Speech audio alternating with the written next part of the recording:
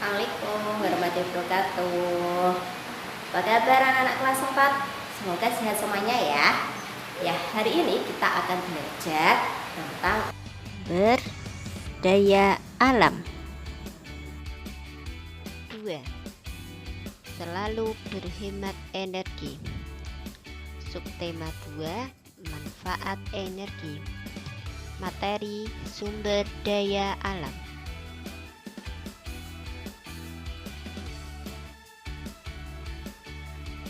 Kompetensi dasar 3.1 mengidentifikasi karakteristik, ruang, dan pemanfaatan sumber daya alam untuk kesejahteraan masyarakat dari tingkat kota atau kabupaten sampai tingkat provinsi.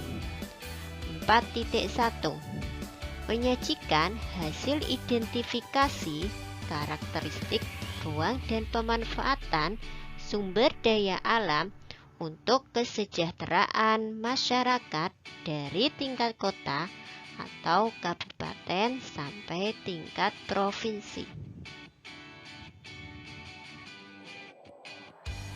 Nah, sumber daya alam adalah semua bahan yang ditemukan makhluk hidup di alam yang dapat dimanfaatkan untuk keberlangsungan hidupnya.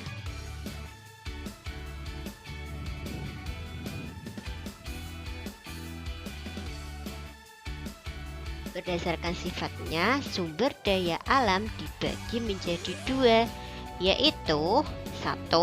Sumber daya alam yang dapat diperbarui.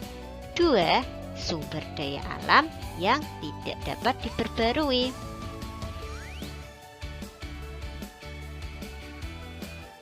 Sumber daya alam yang dapat diperbarui adalah sumber daya alam yang terus-menerus tersedia dan dapat dikelola oleh kita untuk memperbanyak jumlahnya. Namun, jika kita tidak menjaga sumber daya alam ini, bisa saja menjadi langka bahkan punah. Oleh sebab itu, kita harus bijak menggunakannya agar tetap terjaga dengan baik. Contoh sumber daya alam yang dapat diperbarui: buah-buahan, hewan, matahari, air, tanah, angin, dan tumbuhan.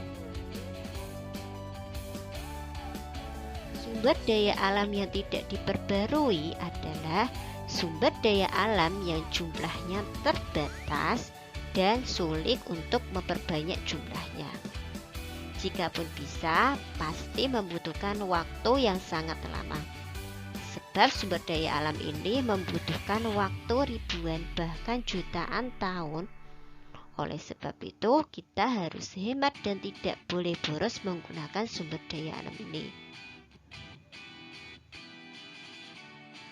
Contoh sumber daya alam yang tidak diperbarui: batu bara, emas, dan minyak mentah. Ini ya, contoh dari sumber daya alam yang tidak diperbarui. Kita harus berusaha untuk menghemat. Tahukah kamu, sumber daya alam memiliki hubungan yang erat dengan sebab sumber daya alam menjadi barang yang dapat dijual beli. Contoh penjualan emas, tumbuhan, air, dan lain-lain. Hal ini dilakukan untuk memenuhi kebutuhan manusia. Hal yang perlu diingat, penggunaan sumber daya alam yang salah akan memberikan dampak buruk untuk bumi. Ayat Al-Quran yang menjelaskan tentang sumber daya alam yaitu surat Al-Furqan ayat 48. Bismillahirrahmanirrahim. Wa huwa alladhi arsala ar-riyaha bushran baina yaday rahmatih Wa anzalna minas samaa'i ma'an tahura. Artinya, dialah yang meniupkan angin sebagai pembawa kabar gembira dekat sebelum kedatangan rahmatnya atau hujan. Dan kami turunkan dari langit air yang amat bersih. Itu ya ayat tentang sumber daya alam. Sudah dijelaskan dalam Al-Quran juga. Sekian dari Bu Ana. Apabila ada salah kata, sikap, Bu Ana minta maaf. Wassalamualaikum warahmatullahi wabarakatuh.